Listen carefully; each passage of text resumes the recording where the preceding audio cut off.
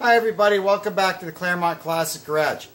We've had a busy day. We're up at the Barrie Flea Market all morning and into the afternoon. So now, tomorrow's the big car show in Stouffville. So I got to get this car fixed up. So last night I jacked it up and took the back wheels off and the brake drums. Don't forget, left-hand side of the car has left-hand threads on the lug nuts. These 7/16 ones are really easy to break if you forget. And I found out that on the other side, the brake shoes are starting to delaminate, which is bad.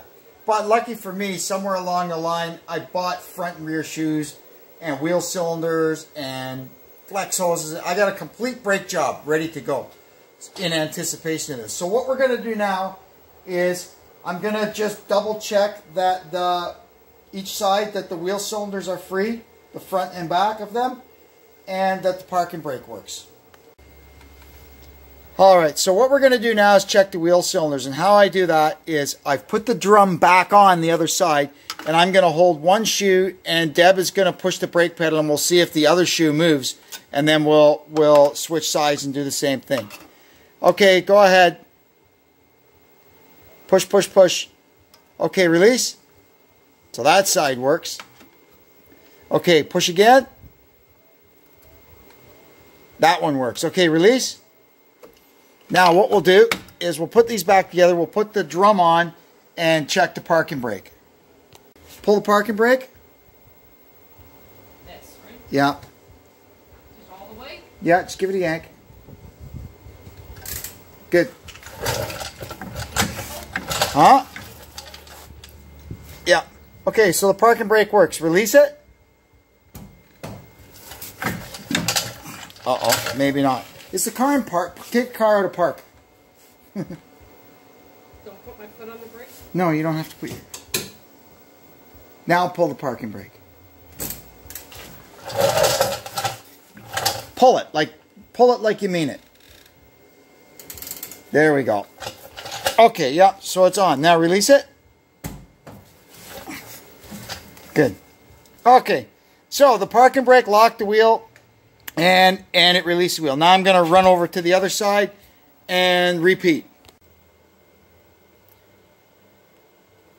Well, I told one lie already. It looks like when I was changing the mufflers, I did, in fact, replace the exhaust tip. I think it was this side that had the top all rotted out of it. And you can see now it's got an incorrect clamp on it. So I must have swapped them out. I had a couple of pairs of nice, clean, original ones up in the attic. So I guess that happened then. There's some of the debauchery I had to do to get the tailpipes on. Now, I will say, up in the house, I've got new old stock tailpipes and new old stock mufflers for this car. I've just been waiting kind of for years for that. I figured by now that the engine pipes would have rotted out, and I would, you know, order some there's some really nice reproduction ones you can get now that look pretty much identical to the original ones. And I would get a pair of those and mate them to my new old stock mufflers and tailpipes and make the exhaust system like completely as original, right?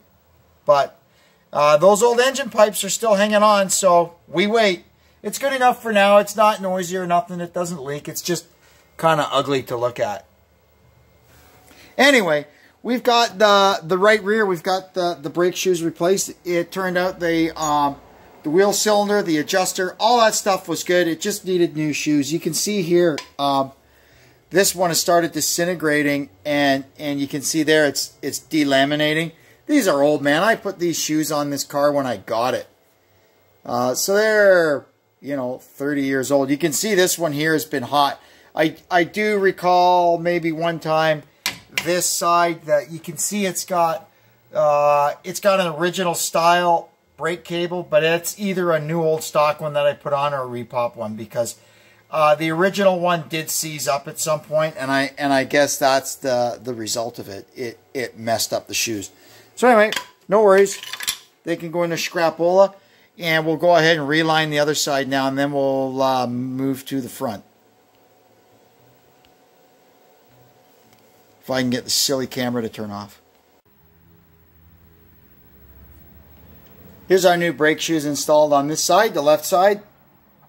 The old shoes on this side are actually in good shape. So what I'll do is I will just keep these in my spare GTS parts. You never know. You blow an axle seal or something and make a mess of your shoes. If you have just enough to do one side, it'll get you through until you get parts, right? So, anyway, we can put this all back together now. I did the preliminary adjustment on them. It should be okay. And now we can, all I'm going to do before I put this thing down, I'm just going to shoot some grease into the rear U-joint. And then we can put her down and get the front lifted up. This wheel cylinder is seized, so we're just going to go ahead and put 2 new wheel cylinders on it. I've actually freed this one up more than once, and I guess that means it's time to replace it.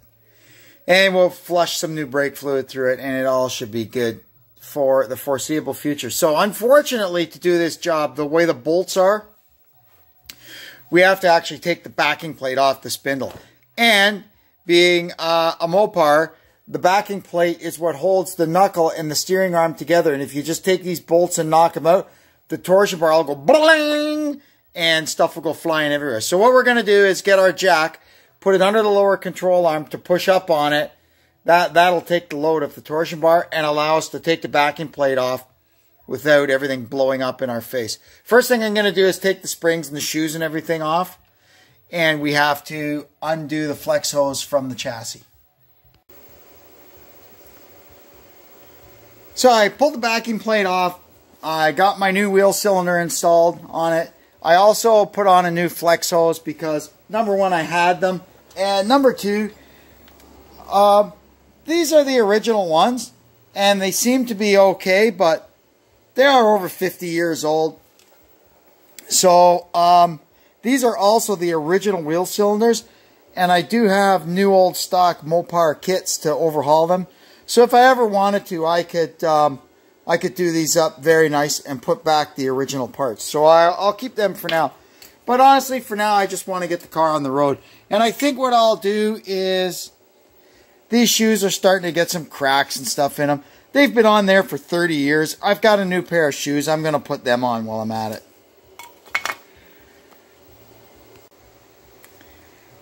On second thought, I put back the brake shoes that were on it. Oh, the ones that I got, the actual chassis or the frame of the brake shoes, the shoe itself, I guess, was a replacement one made of material about half the thickness of this, really flimsy looking junk.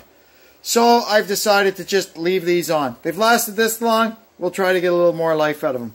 Now I can put the drum back on, get the bearing all set up, and we can go ahead and do the other side. Then we can bleed it. Oh, another interesting tidbit. I was so impressed. My 52-year-old Canadian car, just a little heat on that flare nut, and it came right out. Didn't have to change the line or put a new end on it or nothing. Man, unbelievable. This wheel cylinder, you can see, I can push it either way. It's actually okay. But you know what? I think I freed this one up once before too, so I've got the parts sitting here. I'm not going to do just one side. We'll fix this side too. We're going to use our vacuum pump to bleed this up. What we want to avoid is pumping the pedal to bleed this up, because these old cars, if you're doing some brake work and it's got an old cast iron master cylinder on it, there's a very good chance that ahead, in front of where the pistons in the master cylinder usually run, there's a bunch of rust and scale and crap in there. And as soon as it goes past where it normally is used to running, it cuts the cups all to hell and wrecks your master cylinder. And I can't think of anywhere where I would get a master cylinder for a 69 Dart at 9 o'clock on a Friday night. So you're best off to try to gravity bleed it, which I've tried and it's not working. This thing might have residual check valves in it. I don't know. You could also use a pressure pot to bleed it up. That would work fine. But we're going to use our Mighty Vac pump. Okay, so let's see what happens here. Get some vacuum built up and see if we can see some brake fluid coming out.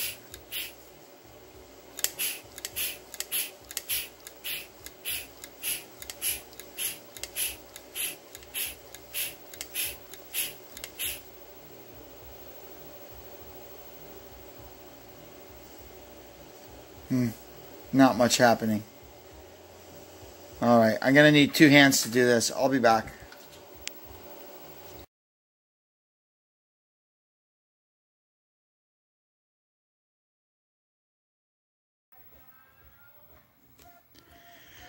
Well, there we go. Wheels are back on and torqued. And remember, these A bodies with the little 7/16 studs, we torqued the wheels to 65 foot-pounds, not 90 like we do on the half-inch studs on the big bolt pattern cars. I took it for a little road test. Everything seems good.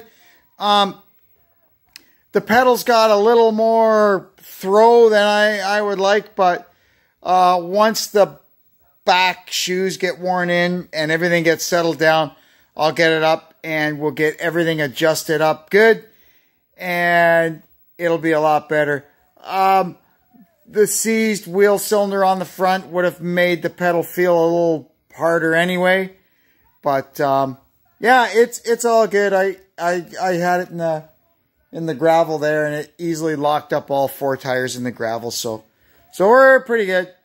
Anyway, that's it for now. I can't wait. I'll make a video when I'm at the show tomorrow, and there should be all kinds of neat iron over there. Anyway, till then, thanks for tuning in, and we'll catch you next time on the Claremont Classic Garage. So long.